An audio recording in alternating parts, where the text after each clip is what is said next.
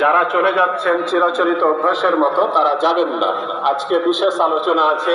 বসুন, আপনার জীবনে বেঁচে থাকার জন্য ভারতবর্ষের মাটিতে যে বেঁচে থাকবেন কিভাবে তার আলোচনা করা হবে আজকে। আপনারা যাবেন না।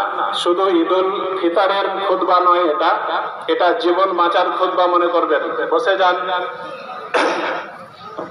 ভলেন্টিয়ারদের উদ্দেশ্যে বলবো এবং মুসল্লিদের উদ্দেশ্যে, আপনারা যে প্রাচীর দেখতে পাচ্ছেন নির্মাণ কাজ চলছে, আরো চলবে, হয়তো ঈদুল আজহা পর্যন্ত চলে যেতে পারে সময়, আর অনেক দিন পর্যন্ত, অনেক দিন থেকে কাজ চলছে। এখন পর্যন্ত আপনার খরচ দাঁড়িয়েছে 18,58,450 টাকা। প্রচুর খরচ। এই জন্য আপনাদের কাছে দাবি করা হয়েছে বেশি বেশি করে দান করবেন।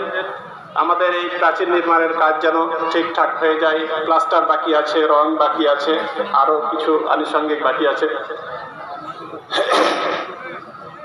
তো আমরা আল্লাহ তাআলার শুকরিয়া আদায় করি যে মহান আল্লাহ তাআলা সারা রাত ধরে বৃষ্টি দিলেন,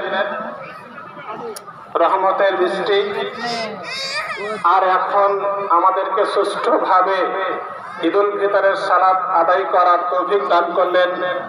সেই মহান স্রষ্টার কাছে শত কোটি শুকরিয়া জ্ঞাপন করি। সকলে বলি আলহামদুলিল্লাহ। আমরা পূর্ণাঙ্গ একটি মাসের সম পালন করলাম, যেটা রমজান মাস। অন্যান্য বার 29 হয়, কখনো 30 হয়।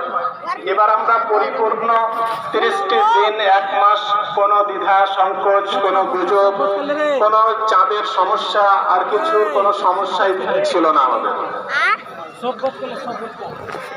মহান